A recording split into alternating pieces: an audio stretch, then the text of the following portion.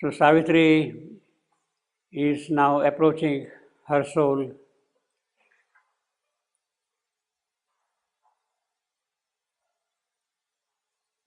We have seen some pictures last time. She's coming up there again. We were here at 125.16. There was felt a blissful nearness to the goal. Heaven leaned low to kiss the sacred hill. The air trembled with passion and delight. The air trembled with passion and delight. The air, this an amp, trembled is a trochee with passion. Well, again I am passion and Pyrrhic delight I am. So that's the metrical composition of this line. The air trembled with passion and delight. See, the air trembled. Suddenly, the meter has changed slightly. And it is that which gives you a kind of a swing to the whole movement. It is climbing up, again coming down, and again climbing up, again a little pause, passion and delight, you see. The air trembled with passion and delight. A rose of splendor on a tree of dreams. A rose of splendor on a tree of dreams. The face of dawn out of moon twilight grew. As I told you last time, we are passing through the entire sequence now of the night. She was passing through the night of God. Now slowly, we have got the twilight, we have got dawn, we have got day coming and approaching. She is going to enter into the daylight of her soul. A rose of splendor on a tree of dreams. Now, it's a very beautiful image. So you can imagine a rose, very powerful, beautiful rose of God. But it is a rose of splendor here, not a rose of God. On a tree of dreams, obviously, because the sequence of night and sleep and all that thing is continuing. Therefore, on a tree of dreams, you see. A rose of splendor on a tree. Now, perhaps the beauty of this rose and of this tree of dreams is that it has no thorns. It must be a tree of dreams without thorns, you see. The face of dawn out of moon twilight grew. This epic dawn, splendid dawn of the soul coming out. D capital again, you see. It is the spiritual dawn, Usha. Usha, who is full of light, who is full of truth. Usha, who makes the pathway for the sun's travel. She makes the path for the sun to travel, the dawn. And therefore comes the day. Day came, a priest of sacrifice of joy, priest. So he is a priest, he is a pujari, he is a pandit, offering worship. Worship of what? Of joy, of happiness. Into the worshipping silence of her world. Her, of course, stands for Savitri, not for dawn. He carried, so day is masculine. He carried a mortal, he, priest.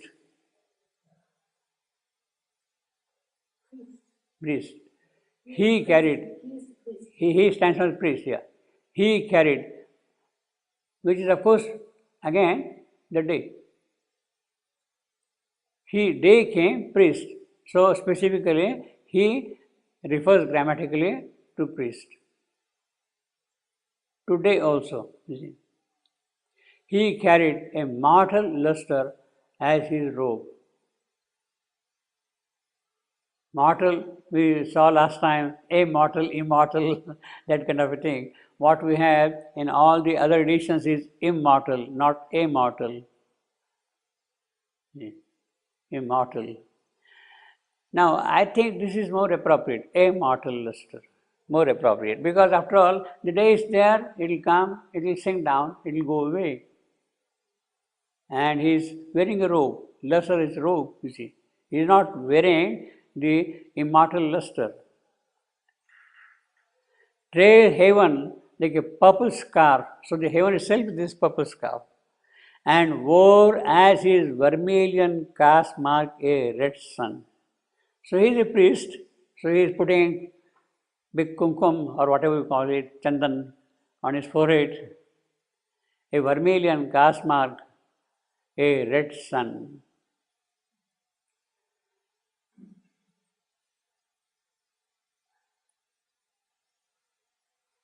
Well, this is what happens if you have seen the sunrise in the morning.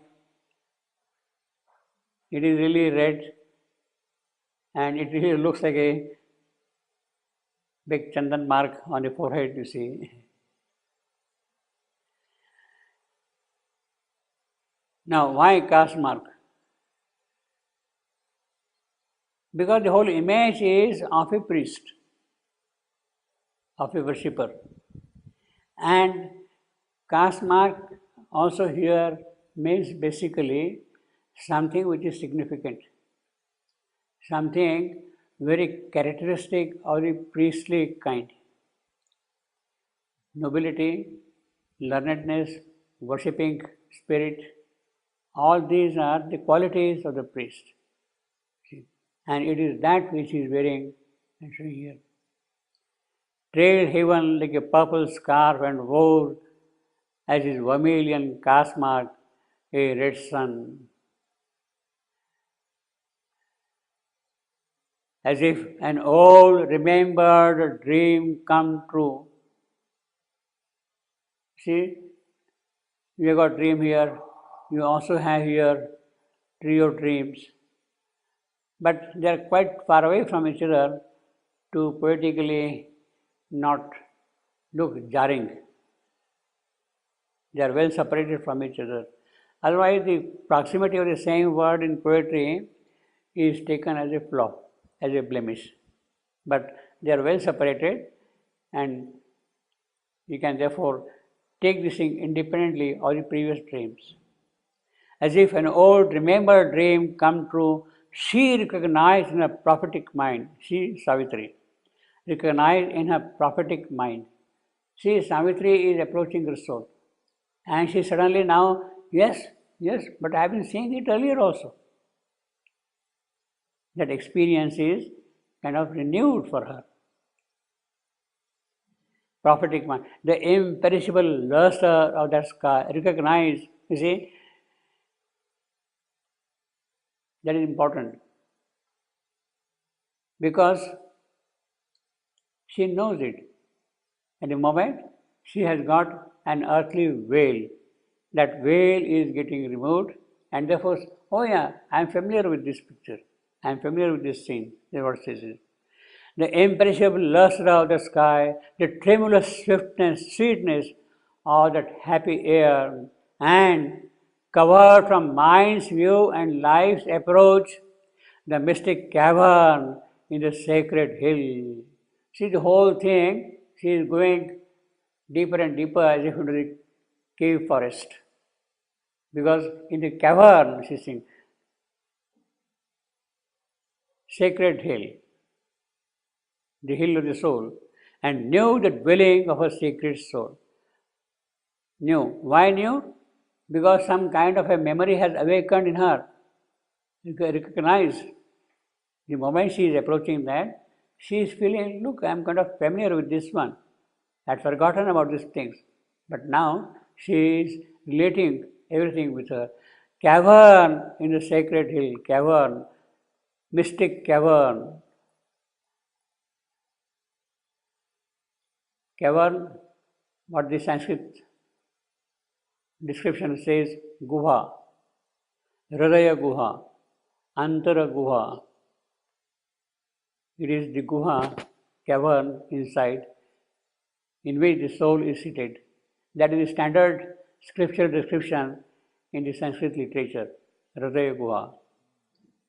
The mystic cavern in the sacred hill, the mystic cavern in the sacred hill, and knew the dwelling of a secret soul. Again, as I said, knew, recognition, all those things are kind of remembrances. As if in some Elysian occult depth,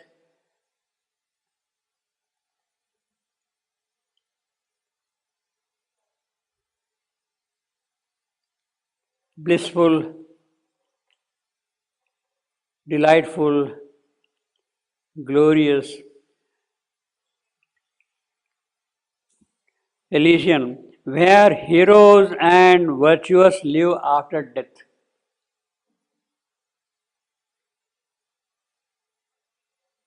Land of joy, of lovely glades, of fortunate wood. Now, in Greek tradition, Elysian Mystery is something which is practiced deep in the forest, kept away from general people. You had to sort of get initiated, you had to get qualified to join that mystic club. But Savitri is now already in that occult depth,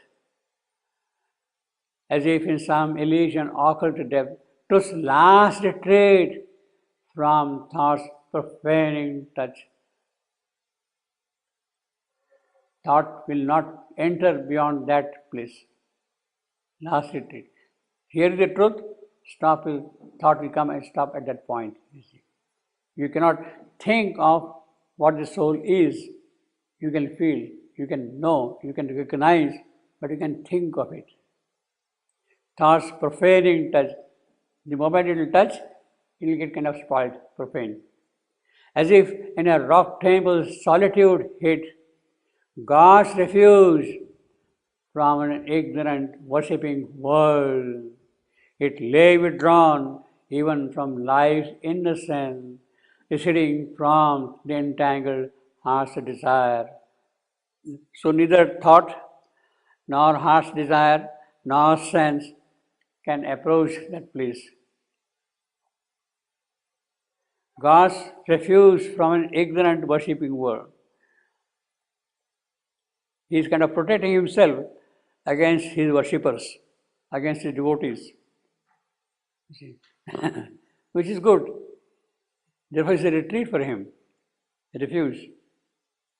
Receding from the entangled heart's desire, a marvelous brooding twilight met the eyes. So you are still in the twilight zone. And a holy stillness held that voiceless space. An awful dimness wrapped the great rock doors. Rock because it's a mountain scene, hill. She is going from one region to the other in the cave. An awful dimness wrapped the great rock door, carved in the massive stone of matter's strand. Matter is jnanamagna, dhyanamagna in that place. It is absorbed in itself. Matter is absorbed in itself. And that is the stone. And in that, the whole stone is carved in the form of an image. An awful dimness wrapped the great rock door, carved in the massive stone of matter's strand. Two golden serpents round the lintel curled, enveloping it with their pure and dreadful strength, looked out with wisdom's deep and luminous eyes.